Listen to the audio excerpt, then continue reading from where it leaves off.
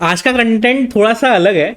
इसको आप कह सकते हैं कि it is a combination of stock market and A future technology related video, जिसके ऊपर बहुत चर्चा चल रही है, बहुत डिस्कशन चल रहा है। बट जिस तरीके से बिहेवियर उसका हो रहा है ना, मार्केट पार्टिसिपेंट्स एंड मार्केट के जो बड़े प्लेयर्स हैं उसको बहुत अच्छे तरीके से नहीं देख रहे हैं। तो मैं वही चीज़ आपको क्लैरिफाई करने की कोशिश करूंगा कि किस तरीके से चीज़ें ये पैन आउट कर रही हैं और आगे इसका अच्छा एंडिंग या बुरा एंडिंग किस तरह का हो सकता है, ये हम लोग डिस्कस करेंगे अभी।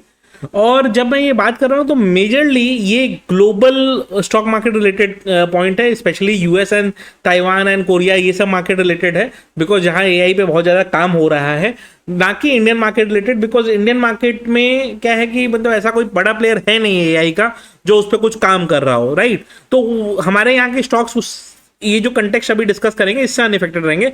बट ग्लोबली बहुत बड़ी एक चीज हो रही है जो आपको बहुत बड़ा इफेक्ट डाल सकती है आपके आने वाले इन्वेस्टिंग एंड ट्रेडिंग जर्नी पे। तो उसके लिए अभी आपको ये चीज सुनना जरूरी है, तो समझ के रखिएगा, इसको जानकारी के लिए रखिएगा और अपने आईटी वाले फ्रेंड्स के संग शेयर जरूर करिएगा। मैं आपको नंबर्स के पहले डिस्कशन पे ले चलता हूं। नंबर्स पे हम डिस्कस करेंगे, उसके बाद हम आगे डिस्कस करेंगे कि क्या लग रहा है कि आगे चल के क्या इसका इशू आने वाला है और जो कि इसको एक बहुत बड़ा बबल बना के इसको ब्रस्ट करने वाला है। और वही चीज मैं अभी आपको दिखाने की कोशिश करूंगा। ये जो दिख रहा है ना, ये है world stock market capitalisation by country percentage of GDP, यानी कि उस कंट्री का स्टॉक मार्केट अपनी जीडीपी का कितना टाइम्स है। यानी कि मान लो जैसे इंडिया का 4 ट्रिलियन का जीडीपी है, तो इंडिया का स्टॉक मार्केट कितना वैल्यूएशन होल्ड करता है, वही ये चार्ट कह रहा है। करेंटली अभी ये जो आपको ये दिख रहा है, ये हाईएस्ट जो दिख रहा है, ये दिख रहा होगा आपको ताइवान का 454%। मतलब 454% ऑफ द जीडीपी यही है। यानी कि जीडीपी अगर 1 ट्रिलियन की है तो स्टॉक मार्केट 4.5 ट्रिलियन का होके बैठा हुआ है। सेकेंड हाईएस्ट साउथ कोरिया है 234 टाइम्स, यानी कि 2.34 टाइम्स ज्यादा बड़ा। एंड उससे बड़ा बाउंडर, क्योंकि ये इनका क्या है, नंबर छोटा है। जैसे एक ट्रिलियन का 4 ट्रिलियन हुआ है, ठीक है, 1 ट्रिलियन का 2 ट्रिलियन हुआ है। बट यूएस का नंबर आप सुनिए, 231% है ये। यूएस का जीडीपी का साइज इज ऑलमोस्ट 32-33 ट्रिलियन। अगर हम नीचे चलें, ठीक है, तो यूएस का जीडीपी का जो साइज है it is almost approximately 32 trillion, जो मैं आपको यहां दिखाता हूं, ठीक है, ऑलमोस्ट 32 ट्रिलियन। एंड 32 ट्रिलियन में स्टॉक मार्केट का वैल्यू चल रहा है 74 ट्रिलियन के आसपास almost, which is almost 230% of the total GDP of the country. यानी कि कंट्री का जीडीपी का जो साइज है उसका 2.5 गुना चला गया ऑलमोस्ट स्टॉक मार्केट का वैल्यूएशन। और यही इसी को कहते हैं बफेट इंडिकेटर। बफेट इंडिकेटर क्या बोलता है कि स्टॉक्स रीजनेबली वैल्यूड है या नहीं है, ये वो चेक करता है। प्रॉब्लम क्या होकर रखा है, जब भी इस तरह से बहुत हाई गया है स्टॉक मार्केट वैल्यूएशंस, मार्केट में करेक्शंस आए हैं। 2000 में हुआ, डॉट कॉम बबल का क्रैश आया। 2007 में उस समय 105% ऑफ द जीडीपी ही था, करेक्शन आ गया, ऑलमोस्ट 50% ऑफ द जीडीपी पे चला गया। 2020 में अगेन ये 180% पे गया, वहां से करेक्शन आ गया 150 का, अभी वापस से ये आ गया है 230% के आसपास चल रहा है, ठीक है। बहुत ज्यादा एक्सपेक्टेशन लोगों का ये चल रहा है कि जो जो मैग्निफिसेंट 7 है, ठीक है, जो ये पूरा स्टॉक मार्केट का जो ब्लोटिंग होकर रखा है, यूएस का स्टॉक मार्केट का, इंडियन स्टॉक मार्केट नहीं, मैं बोल रहा हूं यूएस स्टॉक मार्केट का जो ब्लोटिंग होकर रखा है, उसका सबसे बड़ा रीजन क्या है? सबसे बड़ा रीजन है यही मैग्निफिसेंट 7 कंपनीज। अब मैं आपको बताता हूं world largest companies by GDP market cap.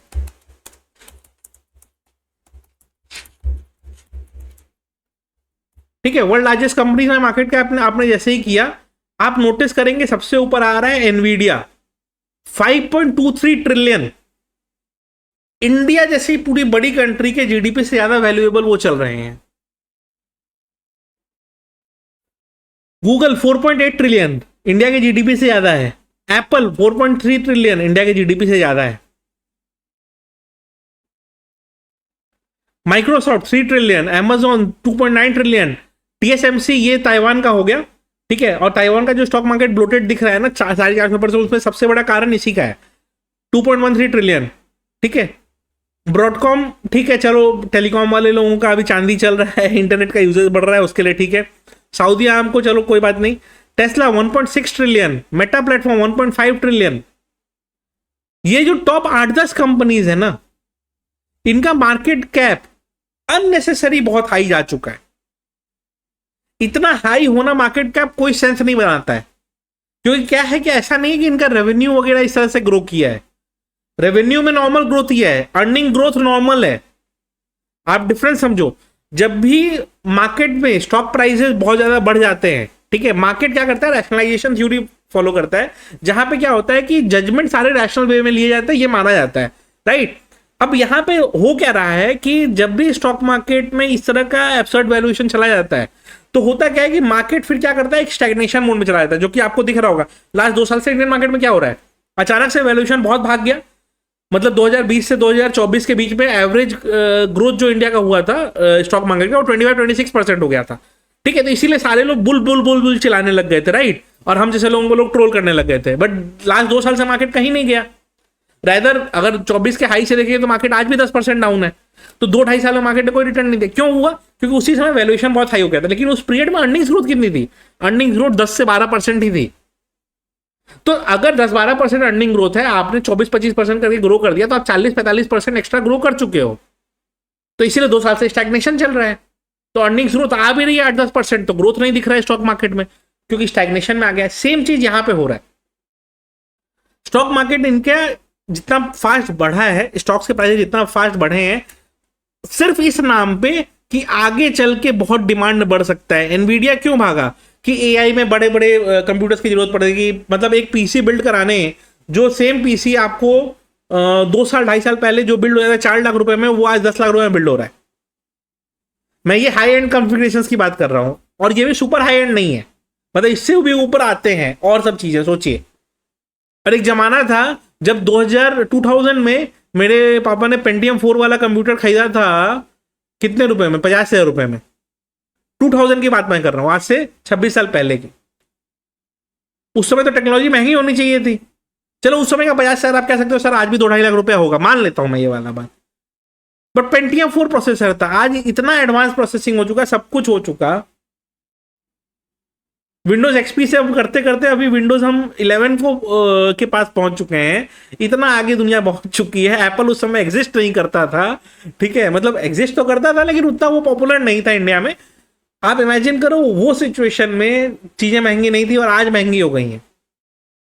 क्यों? क्योंकि बस यही कहना है कि कंप्यूटिंग पावर बढ़ रहा है, कंप्यूटिंग पावर बढ़ रहा है, but what do we do with that computing power? And अभी एनवीडिया सीईओ ने एक चीज बताई कि जो हमारा एआई का कॉस्ट आ रहा है, वो कॉस्ट एम्प्लॉय कॉस्ट से ज्यादा आ रहा है। यानी कि अभी क्या होकर रखा है, हर कंपनी एआई चिल्ला रही है, राइट। बट जब आप कॉस्टिंग निकालने जा रहे हो एंटरप्राइज एआई का, क्योंकि एंटरप्राइज एआई ही यूज करना वो है, इंडिया में जो हम यूज कर रहे हैं वो सब रिटेल एआई है, वो नहीं। जो बड़े कॉर्पोरेट्स अगर एंटरप्राइज एआई यूज करेंगे तो उसका सबसे बड़ा मार्केट जो है वो यूएस है, ठीक है। और यूएस में जब आप जाओगे तो वहां पे जो कॉस्टिंग आ रही है, चलो वो कह रहे हैं कि उनके एम्प्लॉय के हिसाब से वो महंगा पड़ रहा है। यानी कि यूएस में जिन एम्प्लॉयज को वो हायर कर सकते थे उससे महंगा वो कॉस्टिंग आने लगा। तो इंडियन एम्प्लॉय के हिसाब से तो 10x कॉस्ट आएगा। तो यहां अडेप्टेबिलिटी लाए कैसे हम? अगर हमको दिख रहा है कि कॉस्टिंग इतना हाई जाने वाला है, इतना हाई प्राइसिंग जाने वाला है, तो वो सेटअप बैठेगा कैसे? तो इसीलिए इंडियन कंपनीज, मैक्सिमम कंपनीज क्या है, वेट एंड वॉच का गेम कर रही हैं। Why they are playing wait and watch game? Is because they are like यार सस्टेनेबल है क्या? जैसे हमारी जो टीम बैंगलोर में बैठती है, तो हमने 2-3 हाई एंड कंप्यूटर्स यूज किए, क्योंकि हमारा 1-2 product AI basis data generate करता है। वो एक एक पीसी के लिए ना अलग अलग सर्वर्स बिठाने पड़ जा रहे हैं, कॉस्टिंग इतनी ज्यादा आ रही है। तो कभी कभी ये फील होता है कि why we are burning so much cash, उससे अलग से कोई रेवेन्यू जनरेट नहीं हो रहा। और एक चीज और है जैसे और सब जगह क्या होता है, जितने भी प्रोडक्ट जितने भी बिजनेसेस होते हैं उसमें आपने एक खर्चा लगा दिया, इंक्रीमेंटल कॉस्ट आपका थोड़ा सा आता है, यानी कि फिक्स्ड कॉस्ट बड़ा होता है, वेरिएबल कॉस्ट कम होता है, एंड आप जितना एक्सपेंड करते हो उतना रेवेन्यू आपका बढ़ते जाता है। एआई के केस में ऐसा नहीं है। एआई में फिक्स्ड कॉस्ट जो है वो तो है, variable cost is as good as the fixed cost. यानी कि मुझे अगर कोई चीज को यूज करना है एक पर्टिकुलर लेवल तक, एंड उसको मैं अगर स्केल अप करने जा रहा हूं, तो जितना मैं स्केल अप करूंगा उतना ज्यादा मेरा वो लगते जाएगा, क्या बोलते हैं, कंप्यूटेशन पावर लगते जाएगा, उतना ज्यादा मेरा एप्लीकेबिलिटी, जो चार्जेस एप्लीकेबल होंगे मेरे पे वो बढ़ते जाएंगे। ये सबसे बड़ा प्रॉब्लम है। क्यों है? क्योंकि ये प्रॉब्लम जो क्रिएट हो रहा है ये फिर बैक टू द मीन लेके जा रहा है कि क्या हम ये सही टेक्नोलॉजी की तरफ जा रहे हैं। और साइलेंट प्रोटेस्ट, मैंने कुछ दिन पहले मिथोस एआई के बारे में बताया था आप लोगों को कि यूएस बैंक्स ने कहा है कि भाई इस तरह का एआई तुम लॉन्च ही क्यों करना चाहते हो, क्योंकि तुम्हारा कहना यह है कि ये बग निकालने के लिए है। But what if this AI pulls out the bug and manipulate that bug to pull out money from the system, या कोई रोग एलिमेंट के हाथ में ये लग गया, और ये तो एक तरह से मतलब हैकिंग से भी बड़ी चीजें हो जाएंगी। तो यूएस बैंक्स ने बोल दिया भाई कि तुम एंथ्रोपिक को, भाई तुम इससे क्या कमा लोगे, तुम तो सब्सक्रिप्शन ही बेचोगे, 100-200 बिलियन तो हमसे अभी ले लो, लेकिन ये सब चीज लाओ मत। यानी कि एडवांसमेंट को रोकने के कहा कह दिया गया है।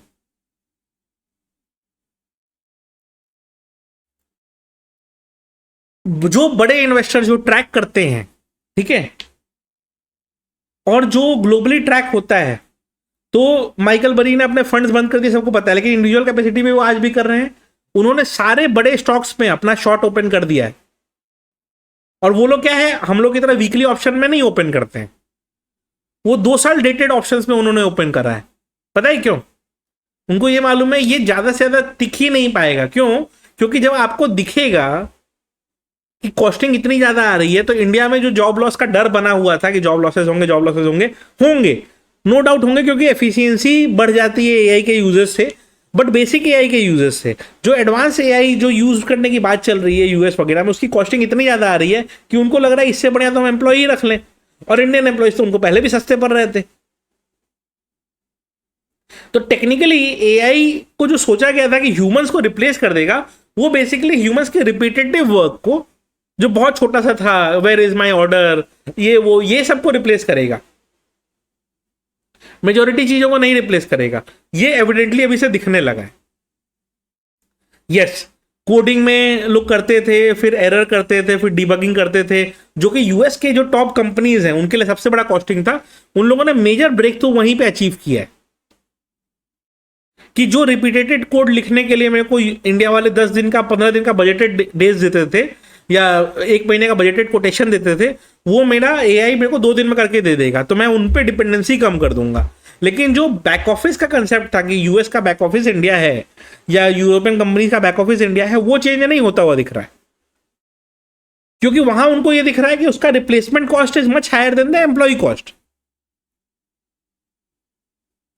करेंटली जो टेक्निकल स्किल्स रिक्वायर्ड हैं वो एआई अचीव कर चुका है ऑलरेडी टू रिप्लेस। बट पता है क्यों नहीं रिप्लेस किया जा रहा है? इसलिए नहीं रिप्लेस किया जा रहा है क्योंकि replacement cost is much higher. And जिस दिन धीरे धीरे धीरे धीरे ये इन्वेस्टर्स समझते जा रहे हैं, सब ने अपने शॉर्ट पोजीशंस वगैरह ट्रिगर करना चालू कर दिए हैं। आज हम बैठे हैं 10 मई 2026 को। अगर 10 दिसंबर 2026 को हम जब देखेंगे, तो आपको जो मैंने ये नंबर्स दिखाए, यूएस का 75-74 ट्रिलियन, ठीक है, रुकिए, जो नंबर मैंने आपको दिखाया कि 74 ट्रिलियन पे यूएस का मार्केट कैपिटलाइजेशन बैठा हुआ है, ये आपको इस नंबर पे नहीं दिखेगा, बहुत कम दिखेगा यहां से। Market is expecting it to be at least 60 trillion, which is 20% down from this level. अब ऐसा नहीं है कि 90 नहीं जा सकता है, जाने का जा ही सकता है। स्टॉक मार्केट में हम गलत होते ही हैं, लेकिन what is world perceiving about it? World is perceiving कि ये सस्टेनेबल नहीं है, ये वैल्यू। एक क्वार्टर लगेगा बस। जब एक क्वार्टर होते ही, जैसे ही आपके एनवीडिया का और जैसे ही आपके टीएसएमसी का सेल्स डिक्लाइन किया ना, चिप्स का 20% यहां से स्टॉक वैल्यू उड़ता हुआ दिख जाएगा। गूगल के पास मनी इन द बैंक बहुत ज्यादा है, एप्पल के पास मनी इन द बैंक बहुत ज्यादा है, दे कैन कीप बर्निंग।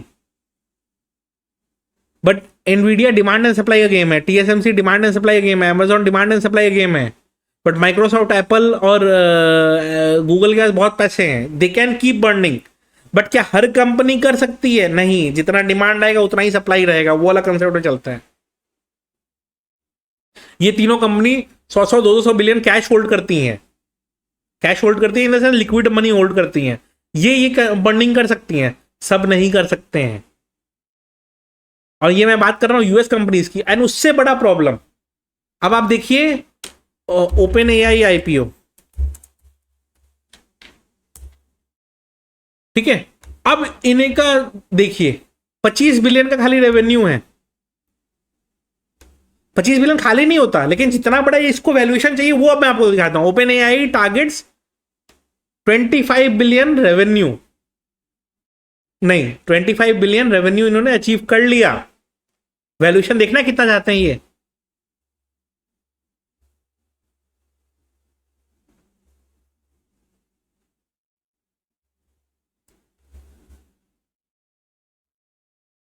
इनका प्रोजेक्टेड रेवेन्यू कितना है? 57 बिलियन का, ठीक है। They are planning to raise 50 billion at a 900 billion valuation. अगर इस साल 50 बिलियन भी रेवेन्यू हो जाता है, 25 बिलियन से 50 बिलियन भी रेवेन्यू पहुंच गए ये, तो ये अगर 90 बिलियन वैल्यूएशन पाते मांग रहे हैं, तो पता है ये वैल्यूएशन का कितना आएगा? 20x ऑफ द रेवेन्यू आएगा। 20x ऑफ द रेवेन्यू ये वैल्यूएशन मांग रहे हैं। इतना हाई वैल्यूएशन लगता है आपको सस्टेन करेगा? और अगर मान लो इनका आईपीओ आता भी है, ये हाई वैल्यूएशन लोग देने को रेडी हो भी जाते हैं कि चलो फ्यूचर में पोटेंशियल है, फ्यूचर में रेवेन्यू बढ़ेगा एंड ऑल दैट, प्रोजेक्शंस पे ठीक है करेंगे, ये 50 बिलियन आएगा कहां से?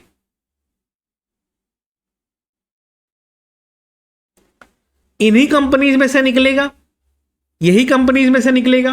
क्योंकि अभी तक ये एआई के प्ले थे, जब एक्चुअल एआई कंपनीज की लिस्टिंग होगी तब एआई का प्ले कौन बन जाएगा?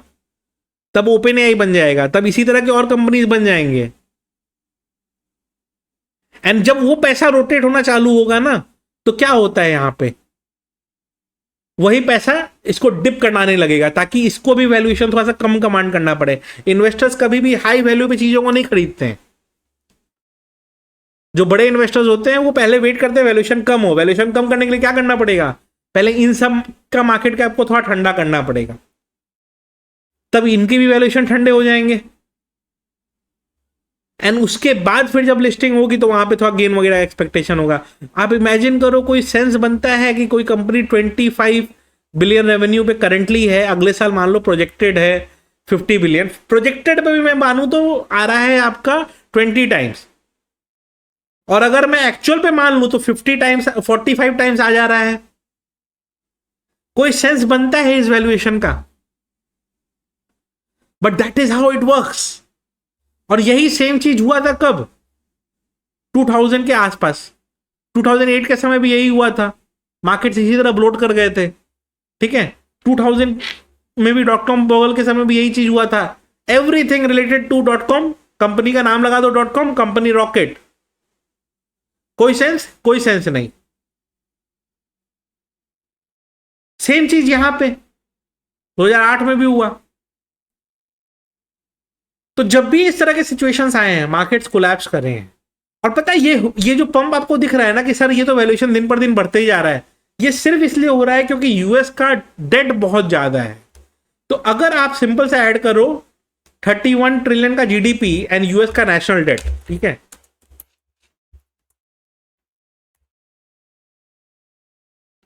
39 ट्रिलियन है, तो 32 ट्रिलियन प्लस 39 ट्रिलियन आपको पता है कितना नंबर आता है? 71 ट्रिलियन आता है, जो कि आपका यहां पे स्टॉक मार्केट का वैल्यूएशन चल रहा है। एंड ग्लोबली हर कंट्री का आपको यही देख के निकलेगा। इंडिया का आप जब निकालेंगे, इंडिया का नेशनल डेट, ठीक है, चलिए इंडिया का नेशनल डेट निकालते हैं।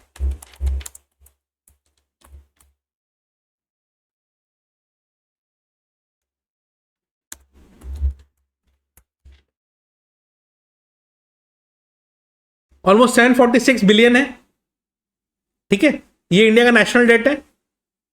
इंडिया का जीडीपी कितना है? Almost close to 4 trillion. India का स्टॉक मार्केट का वैल्यू निकालेंगे तो 5 ट्रिलियन के आसपास आएगा। तो दैट इज हाउ इक्विटी का वैल्यूएशन वर्क्स, यानी कि कंट्री का जीडीपी प्लस आपका ये। अच्छा, इसका कोई ऐसा नहीं है कि ये प्रूवन फॉर्मूला है, बट अप्रोक्सीमेटली आपको यही नंबर हमेशा देखने को मिलेगा कि कंट्री का नेशनल डेट कितना है, नेशनल डेट प्लस कंट्री का जीडीपी आप निकालोगे तो उसका स्टॉक मार्केट का वैल्यूएशन आ जाएगा। और हर जगह यही आपको देखने को मिलेगा, हर कंट्री पे आप टेस्ट कर लीजिएगा, एग्जैक्ट नंबर नहीं आएगा बट 95% तक वही नंबर निकलेगा। तो ये जो आपको यहां पे दिख रहा है 74 ट्रिलियन का नंबर, ये आ कैसे रहा है? 32 trillion plus 39 trillion which is 71 trillion, वही ये दिख रहा है। अब यूएस का नेशनल डेट तो बार बार बढ़ रहा है, उसको कम करने का ये अगर कोशिश करने जाते हैं तो स्टॉक मार्केट के वैल्यूएशन भी कम होंगे उसी हिसाब से। तो बहुत सारे इंडिकेटर्स बैठ चुके हैं जिसके कारण स्टॉक मार्केट का वैल्यूएशन वहां कम होता हुआ दिखाई देता है। It's just a matter of time जब आपको सब चीजें इतना जो ये दिख रहा है ये हिलते हुए दिखेगा। And why I am saying कि हम जब ये दिसंबर में बैठेंगे तो शायद ये मार्केट कैप इस लेवल पे ना हो। क्यों? क्योंकि उसी समय इनका आईपीओ भी प्लान्ड है, which they also feel should be the peak of the rally. सारे प्रोजेक्शन मॉडल्स आप लगाएंगे तो पीक वहीं पे करता हुआ दिखाई देगा, एंड वही दिख रहा है। 6 मंथ डाउन द लाइन शायद ये वैल्यूएशन सस्टेनेबल ही ना हो। और जितना एआई का बस दिख रहा है उसमें बहुत बड़ा बस ब्रस्ट होता हुआ आपको दिखाई देगा। मैं एआई के अगेंस्ट नहीं हूं, एआई सीखना जरूरी है to improve your own work, but ये मान के बैठ जाना कि एआई तो हमारा जॉब खाई जाएगा, हम पढ़ाई लिखाई छोड़ देते हैं एंड ऑल दैट, ये छोड़ दीजिए। उसको यूज करिए, उसको अपने एडवांसमेंट में यूज करिए। वीडियो अच्छी लगी हो तो लाइक जरूर कर दीजिएगा और अच्छे लोगों के संग शेयर जरूर करिएगा।